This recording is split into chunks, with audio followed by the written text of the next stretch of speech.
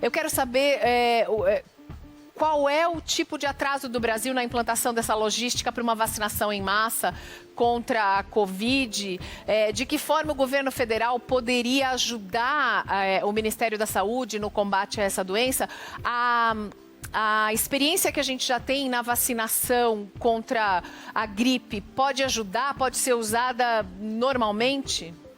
Mariana, o Brasil não tem atraso. Não tem atraso? Não tem atraso na logística de imunização. Ótimo. Pelo contrário, o Brasil é um dos países que tem a melhor experiência, provavelmente é o país que tem o maior número de vacinas distribuídas gratuitamente pelo Sistema Único de Saúde e tem uma logística que funciona muito bem. E a gente só precisa aproveitar o Plano Nacional de Imunização, a experiência de um caso para outro, é só substituir para as vacinas que não necessitarem um controle de temperatura tão rígido, congelamento, como são algumas das opções que nós temos, que vai exigir menos 20 graus ou menos 70 graus, isso nós não temos. Essa logística o Brasil não tem. Como de resto, ninguém no mundo tem. Agora, as vacinas, tanto a de Oxford como a Coronavac, elas poderão ser transportadas e poderão ficarem nas unidades de saúde, serem mantidas com geladeira normal. Isso é importante também. Eu quero ouvir o doutor Nelson Teich. Eu discordo um pouco do Gabardo, porque eu acho que uma coisa é você ter um sistema que está funcionando hoje. Outra é você ter uma sobrecarga de milhões de pessoas que vão ser adicionadas a esse sistema. E o que a gente tem visto é uma dificuldade do país de se estruturar para fazer as coisas acontecerem. Você vê a dificuldade que está sendo para você fazer uma testagem. Porque no momento em que a doença está melhorando, por incrível que pareça, é uma hora em que você tem que melhorar o teu programa de testagem. Justamente porque quando você tem gente demais ficando doente, é muito mais difícil você rastrear, fazer isolamento, fazer quarentena. Então me preocupa muito a capacidade de execução. Eu não ficaria tão confortável. Se você tiver que pegar uma vacina que tem que ir a menos 70, menos 20, qual é a capacidade que você vai ter de acomodar isso aí nos lugares? Como é que você vai transportar isso de avião? É claro que com o tempo o sistema se estrutura.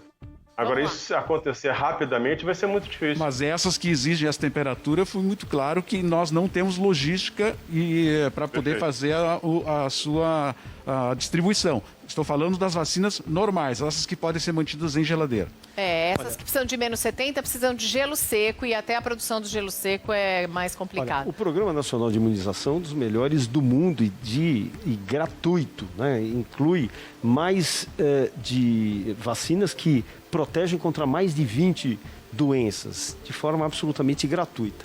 É claro que quando nós estivermos falando da vacina do coronavírus, o que nós estamos falando? Nós estamos falando que vai seguir o mesmo rito, pelo menos inicialmente, por discussão de câmaras técnicas, da gripe.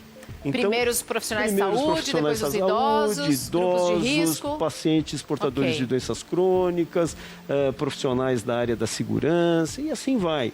Porque é dessa maneira que nós vamos poder contemplar toda a população, mesmo em áreas ribeirinhas mais remotas. É dessa forma que tem que ser feito. Ou seja, é um processo que dura um tempo, vários meses, gente, às vezes um ano até para todo o processo de vacinação. Nós teremos essa dificuldade, por exemplo, quando a gente pensa em temperaturas muito mais baixas, para essas áreas mais remotas. Mas possivelmente nós conseguiremos para os grandes centros e usaremos as outras, por isso que nós precisamos de vacinas.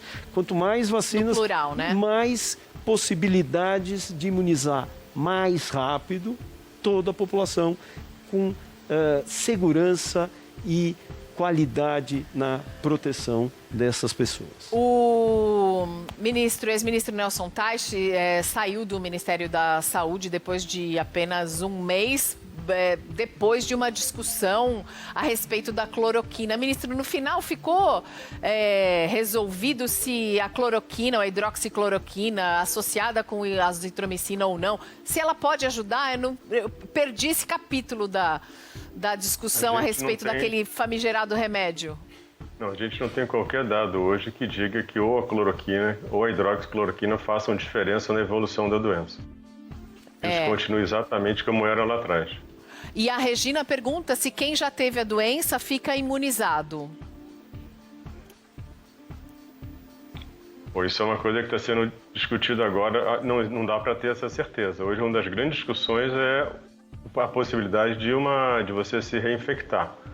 Tem um grupo da Organização Mundial de Saúde que só estuda a mutação do vírus.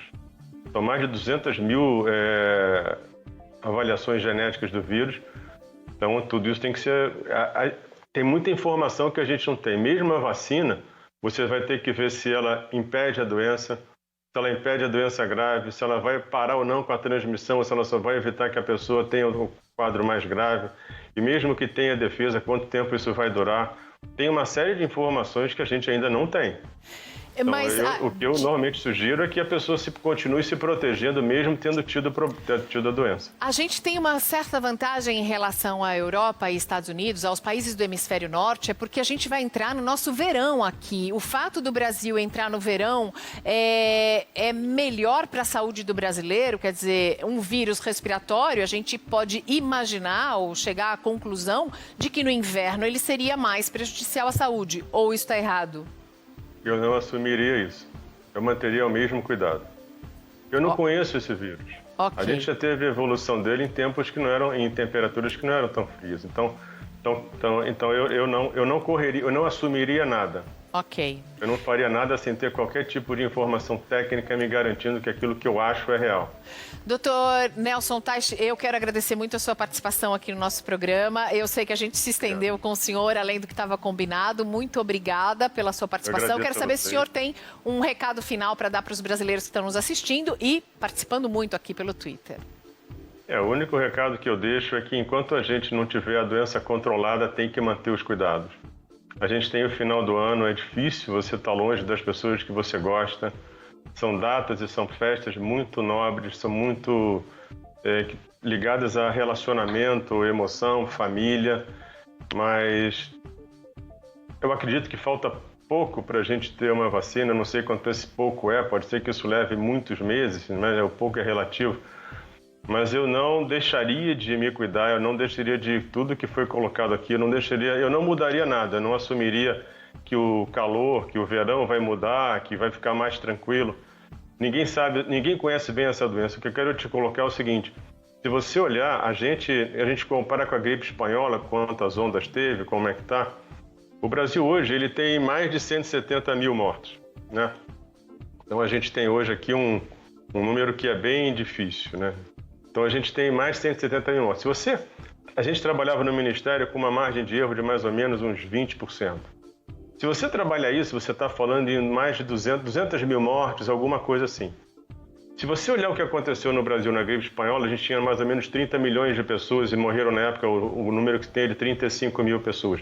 Se você atualizasse esse número para a população brasileira hoje, que é em torno de 212 milhões de pessoas, você teria 247 mil mortes.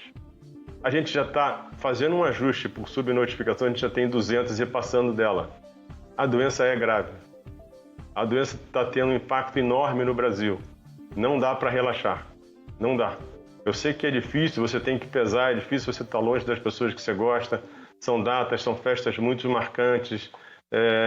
O brasileiro é um povo de interação, de contato.